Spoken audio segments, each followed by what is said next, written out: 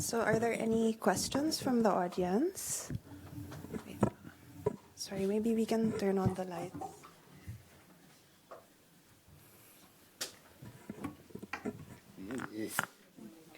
Thank you. So any questions from the audience? Maybe you need a second to process the beep section. Ma'am. I don't remember your name. Yes. Me, Tamara. Tamara, yes. I think I told you earlier that I wrote a book on World Fair. Mm-hmm. Yeah, and I read a lot of newspaper articles. So as part of that research, I read a lot of newspaper articles describing the people at the World Fair. And I was wondering, when you showed that article where they were referring to them as fashionable, I think the subtext there was, I felt like everything written about the Filipinos at the World Fair was sarcastic. And everything was in relation to the nakedness of the Igorots. And I think that was another sarcastic thing, pretending that it is fashion, but it is not. I do think that there was this construction of racial hierarchy, where as more clothes that you are wearing, the more civilized are, or the nakedness being civilized. But in other colonial sources, there is a lot of admiration for the clothing of different Moro communities or Philippine Muslim communities. So I think so. It's part of this racial construction of the different racially made groups, that for sure. But I'm not sure whether it's completely sarcastic. It's like kind of pointing out this progression of, I mean, the Visayan are displayed differently than the Igorot are displayed differently. So that's the goal also, to show, like, with the help of the US Americans, you will achieve. Yeah. But the Moro in general, concerning the representation, they have a very special case in that it's also a lot with violence, brutality, because of the difficulty to subdue the different Philippine Muslim communities in Mindanao and Sulu. They were portrayed as savage pirates, as also misogynistic men, keeping their women in their harems. But at the same time, there was also this colonial trope of being nostalgic about them, because there has been too much civilization on US American part, and they are still kept in a natural way. That's kind of the colonial tropes that surround Philippine Muslim communities, that I observed. Thank you. Any other questions?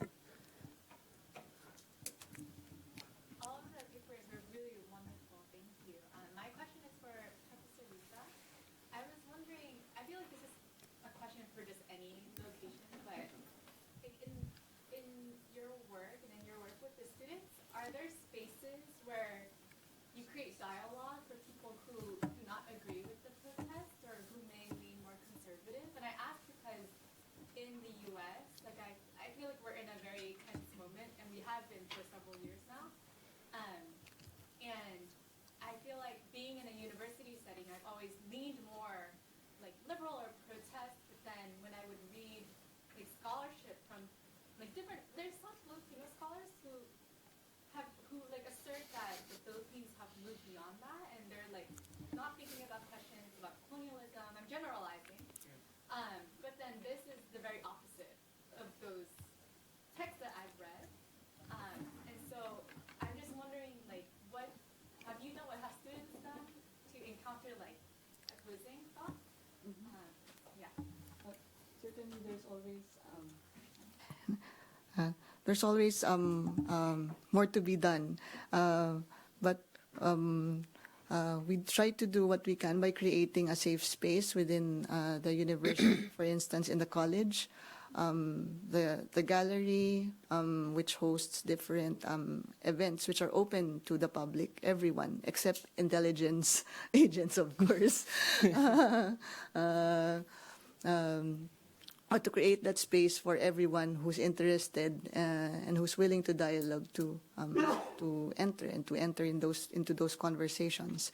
Outside the university, one kind of activity that we've tried to do over the years have been memory projects, activating archival materials, and holding talkbacks after in response to the materials, whether that's a film, an artwork, or a document, to have that safe space for talking about history. We usually try to invite people who have been part of the making of the original material to talk about it. Because we found out our impression at the start was holding fora on topics which were politically very hot would also have very different effects. So we looked at the power of art, archives, and things to also speak to others. It takes a certain level of facilitation, I think, and moderation to help keep it a safe space. But that's part of the learning curve, I guess. And so these kinds of memory projects were held usually in universities because that's the, we value academic freedom and try to keep it a space for freedom of expression. So universities, schools, cultural spaces are really powerful places to hold these. Of course, there is still that other end of the spectrum which has to be reached in terms of the message. And of course, there are we're still thinking of ways how to reach that end without in turn also endangering or ensuring the security of the whole community as well. But we found out that cultural dialogue has a huge role to play in facilitating safe conversations about dangerous topics. Other questions? I just want to say thanks for the talks, and I learned a lot about river culture through those. I want to direct this question to Tamara and Rafael. Tamara, when you started your talk, you mentioned how these objects are kind of seen from a colonial context, and you kind of asked the question, how can we see them from a fashion design context?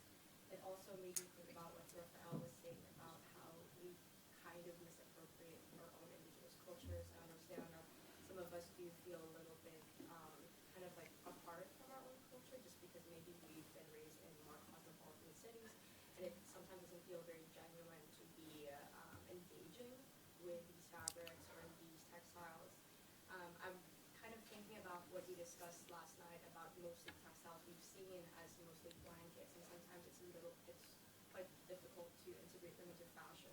So I was wondering if in your research you found a way to kind of marry these concepts together as a way to kind of engage in our textile culture in a fashion sense without misappropriating it. Have you read anything on that or seen anyone working about this?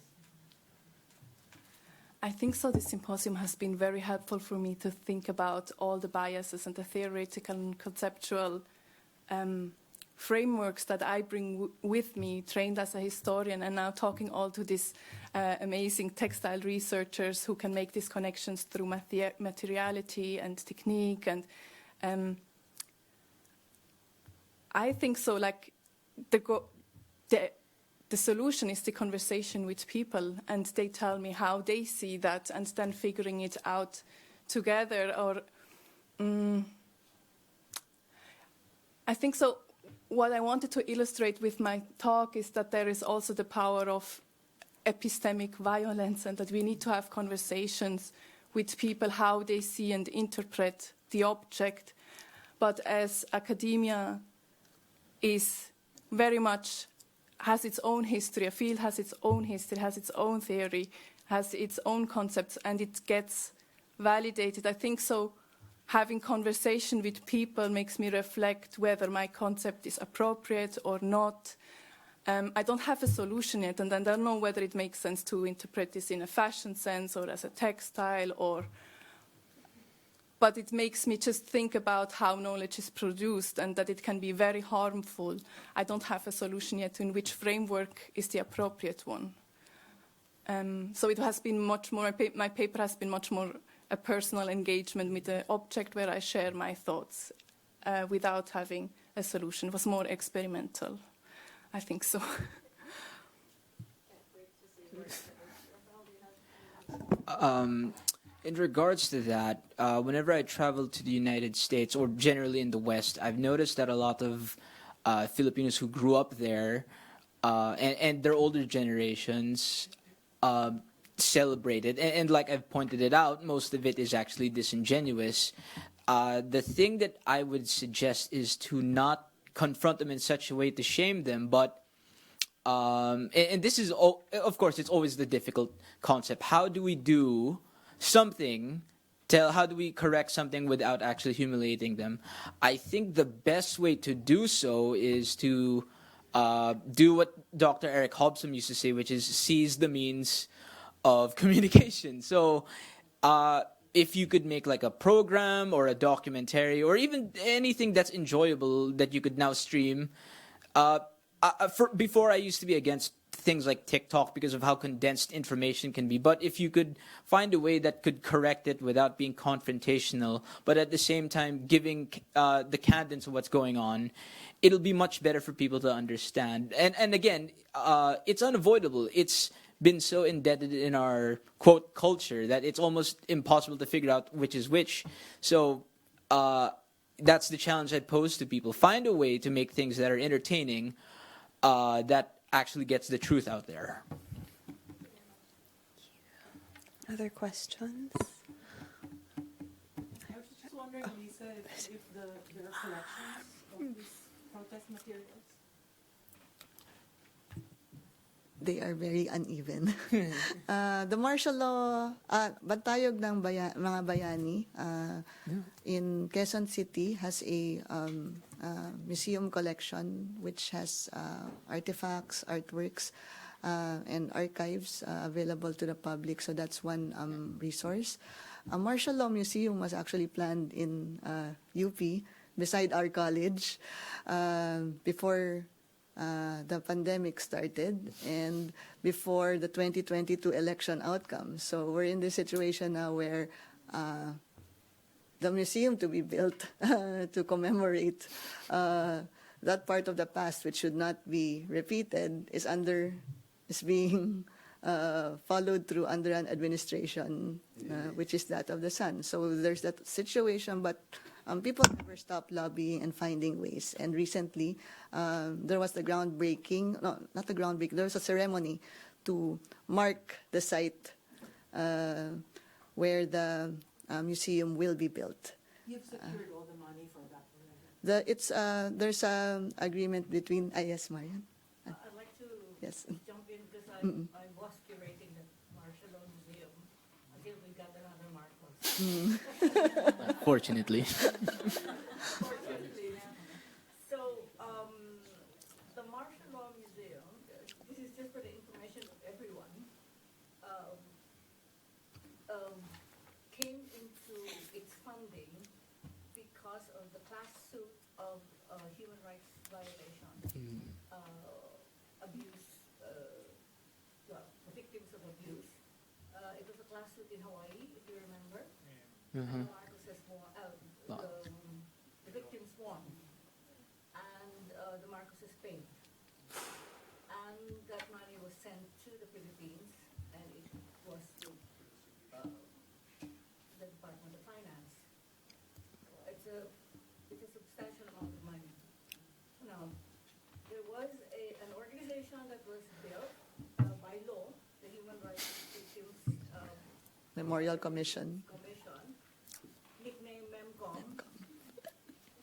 and it has only two mandates. One is to compensate financially proven victims of martial law violations, and that was done. They only compensated 11,000. 11,000. Oh, More than Yes. 200,000. No, it was 80,000 claims. 80,000 claims, and 11,000 plus were given compensation, financial compensation. That's one matter. The other matter is the other mandate, which is to build the martial law museum. And so money left over from the compensation compensation is closed. There will be no more compensation because, admittedly, even the chair of the Human Rights Commission and the two congressmen, sorry, two senators who wrote the law, that's Kiko Pangilinan and Joker Arroyo, admittedly say that in hindsight, the law for claimants was far too legal. The process was too legal, and those who couldn't prove that they were, couldn't prove the abuse, the violence, simply could not be compensated. So with that admission, it was closed. There's 600 million pesos for the Martial Law Museum. It's being held by the government. Oh, God. And the reason I wanted to share this with you is because I really do believe that that money, the 600 million pesos, does not belong to the government of the Philippines. It belongs to the victims. Because it comes out of the last suit. So that's where it is right now. There is money, there is land. You're not curating it anymore. What's the story? Actually, wait, I just want to jump in since we're discussing about funding. Yeah, for those who are in the United States, I suggest demanding from Harvard. There's currently a Filipino language program, again, prompted by Harvard, saying that we're being diverse inclusion, we're recognizing the efforts of Filipino Americans, if you believe that. But it's actually paid, again, I'm telling you this right now, it's been discovered that the money funding that program is coming from the Romualdez family, and deliberately told the Filipino Americans to not discuss where it's from. So if you can go back to the United States and say, why don't we just put that money into compensation for the victims and their relatives, or even instead of a Filipino language program, make a martial law studies program, that would be way better than, Filipino language. And to make matters worse, it's just Tagalog, not Filipino languages, Filipino language. There's one last question, or maybe we could do two quick ones. Yeah. My question is directed to Rafael, because this is coming from a personal dilemma. But, if everyone knows, Lisa Marcos is actually making projects to help out weavers. Like she flies them into Manila to introduce them to businesses, to the people who want to converse with them. So you have this idea of no to the Marcoses, that's how I feel. But then you also can tell the weavers, like, hey, don't go with her. you can tell them that because it's an opportunity for them to promote their craft, to be in touch with businesses, to be in touch with the people who want to learn from them. So I don't know what my question is, but I think my question is, how should I feel about that? Well, I'll give you this quick example. When I was in Ateneo as a student, we found out that I think it was Lisa Marcos who went to the fine arts department to actually visit, and we were appalled. Well, there was no protest because we were busy, rich school naman. pero on a serious note, the person at the time in charge of the fine arts resigned as a sign of apology. I think what's needed is, again, recognition, and to seize the means of communication, we need to step up our efforts. We, as Filipino people who are socially inclined, need to be the first ones to cut out the middleman, i.e. the state. So if an activist, clergy, just try to modernize how to get the message out there. Because like I've said with the Harvard language program, this is how the Marcos dictatorship continued. They just swept in the back, and they let the institutions that they built up muddle their effects. It's how the OFW program is still here. It's why so many abuses continue. We have to step up and call out the predatory nature of the government. Unfortunately, that puts a target on our backs. Pero if you're not going to stand up, who is? One last quick question, please. Thank you all for your great talks. And this is for Tamara. I just wanted to more of a comment. Well, first, thanks that you showed such an interesting object and that you found these wonderful stamps on it that kind of helps us learn more about those trousers. But also, I really appreciate that you did not come to a conclusion and that you kept it open for curiosity, which I think is so important, as you said, for people with different backgrounds and disciplines to come together and speak, as you were saying too. And then the final thing I wanted to say is I'm a curator of costume and textiles. And so this discussion of if something is costume or fashion is all rampant through the fashion academia and fashion curators and fashion historians as well, because there's a recognition that fashion has always been equated to European. But the definition of fashion, as you said, is that it changes. So anybody who puts their own aesthetic and creative self into something that makes it their own, and then thus could anything be fashion? You know, so that too is still an open question that we're also thinking about. But I just appreciate it very much. Thank you very much. I also remember the there are smaller initiatives to archive artworks and images by organizations such as the Philippine Labor Movement Archive and PLMA and Ibon Foundation with its audio visual files. So there are at the levels of organizations within the Philippines efforts to finally put together inventory and systematize materials which are still existing.